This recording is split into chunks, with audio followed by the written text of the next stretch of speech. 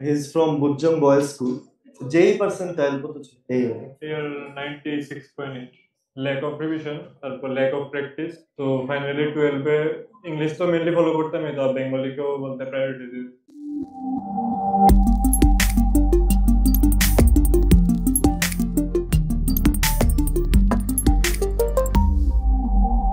শেষ বিপ্লব নাথ নর্মালি যখন এলএনএ যখন ও স্কোর করতো কত আসতো? 7 বলতে ইনিশিয়ালি তো ইনিশিয়ালি তো অনেক কম, ফাইনালের দিকে 670 680 700 ও হয়। 700 হচ্ছে। সো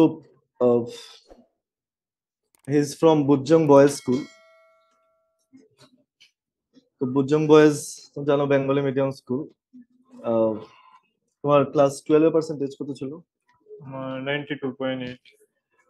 তো বেঙ্গলি মিডিয়ামেও 92.8% 12 এ ছিল। ক্লাস 10 এ কত ছিল? ক্লাস 10 এ তো 98। 98% ছিল। ওর তোমার যেই পার্সেন্টাইল কত ছিল? ইয়ার এই 96.8। তো 96.8 যেই পার্সেন্টাইল করেছিল। তুমি তো অঙ্ক তো একটু না দিয়েছিলে কিছু? একটা দেশ ক্লাস হয়েছে, ক্লাস তো ক্লাসে এসেছে। এবার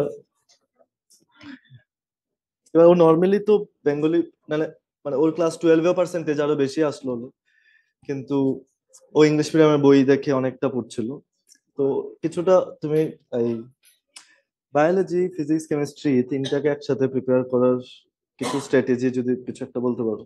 বলতে ফিজিক্স আর ফিজিক্যাল কেমিস্ট্রির জন্য আমি একটা অ্যাপ্রোচ, আর বায়োলজি আর ইনঅর্গানিক কেমিস্ট্রির জন্য সিমিলার অ্যাপ্রোচ করেছি, আর অর্গানিক কেমিস্ট্রি ডিফারেন্ট অ্যাপ্রোচ। তো ফিজিক্স আর ফিজিক্যাল কেমিস্ট্রির জন্য যদি আমি বলতে চাই, তো ইনিশিয়ালি তো স্যার বা ম্যাডাম যেই হোক বলতে চ্যাপ্টারটা যা পড়াতো তার সাথে সাথে নোটস করে নিতাম। তারপর এক দুইবার নোটস গুলা রিভাইজ করার পর ওই নোটস থেকে শর্টস নোটস বলতে তৈরি করে নিতাম। আর মিনিমাম ইজি চ্যাপ্টার হলে ফিজিক্সের 100 to 120 কোয়েশ্চেন প্র্যাকটিস করতাম, আর যদি একটু ডিফিকাল্ট চ্যাপ্টার হয় তাহলে প্রায় 150 কোয়েশ্চেন। সিমিলার ফিজিক্যাল কেমিস্ট্রির জন্য আর অর্গানিক কেমিস্ট্রির জন্য স্যারে যা পড়াতো তা পড়তাম। আর সাথে সাথে প্রত্যেক চ্যাপ্টারের জন্য বলতে রিয়াকশন মেকানিজমের ক্ষেত্রে চার্ট বানিয়ে নিতাম প্রত্যেকটা চ্যাপ্টারের। আর বাকি ইনঅর্গানিক আর বায়োলজির জন্য তো বলতে লং নোটসই ফলো করতাম, আর এনসিইআরটি লাইন বাই লাইন পড়তাম। 120 কোশ্চেন কি পার ডে বলছিল? বলতে একটা চ্যাপ্টার থেকে আর কি পার ডে তো বলতে 50 কোয়েশ্চেনের মতো বা 30-40। নর্মালি তুমি টপিক ওয়াইজ টপ মানে যখন এই প্রবলেমস গুলো করেছো নর্মালি কি ধরো ফিজিক্সের একটা টপিক শেষ করার পরে করেছো, না পুরো চ্যাপ্টার শেষ করার পরে করেছো, না বলতে টপিক শেষ করার পর পর করে নিতাম, আর ফাইনালি বলতে চ্যাপ্টার ওয়াইজ টেস্ট দিয়ে দিতাম।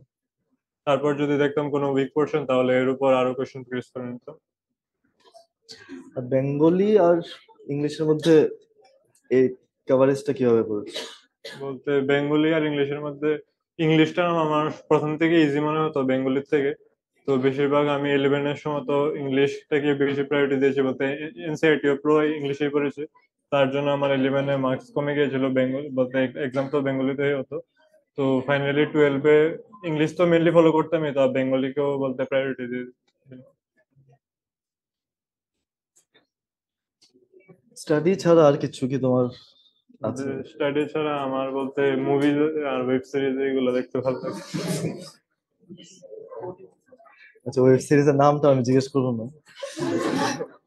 তো কিছু মিস্টেকের কথা জাস্ট মেনশন করে দাও, যে মিস্টেকস গুলো নর্মালি সবাই ইউজুয়ালি করে, বা যেগুলোর জন্য খুব ফাস্ট ফাস্ট মার্কস গুলো কমে যায় আর কি।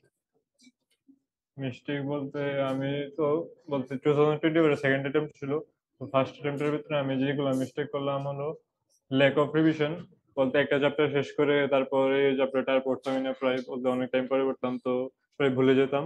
তারপর ল্যাক অফ প্র্যাকটিস, বলতে যতগুলা প্র্যাকটিস যত ফিজিক্সের আর ফিজিক্যাল কেমিস্ট্রি কোশ্চেন প্র্যাকটিস করা দরকার তা করতাম না। তো তার জন্য ফাইনালে আর লাস্টের সময় বলতে ওয়ান শট আর বলতে চ্যাপ্টার ওয়াইজ ভিডিও না দেখে তার রিভাইজ করা।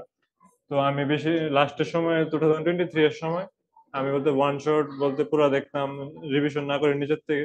তো যখন দেখতাম ভিডিওগুলো তখন মনে হতো যে সব মনে আছে, কিন্তু যখন বলতে টেস্ট দিতাম বা পরে রিভাইজ করার চেষ্টা করতাম তখন মনে হতো যে কিছুই পড়িনি। তো যত বেশি রিভাইজ করার চেষ্টা করবে তত বেশি ভালো।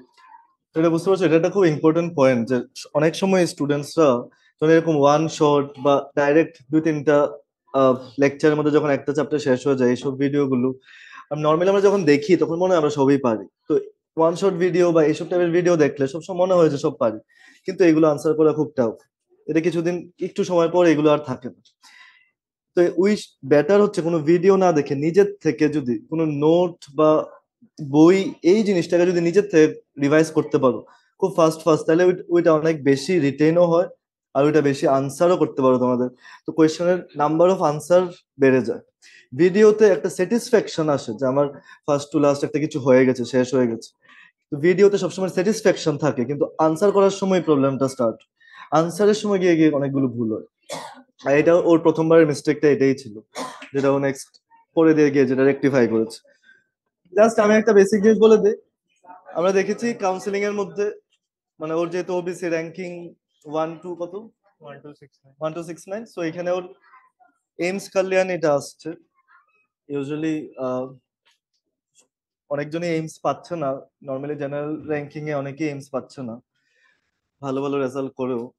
তো ওরও আরো ভালো এইমস অবভিয়াসলি যাওয়ার ইচ্ছা ছিল, কিন্তু এখন আহ, মনে হচ্ছে কল্যাণী এইমসটার মধ্যে সেটেল হতে হবে আর কি। বাস, থ্যাংক ইউ। তোমরা আর যদি কিছু কোয়েশ্চেন থাকে জিজ্ঞেস করতে পারো। ঠিক আছে।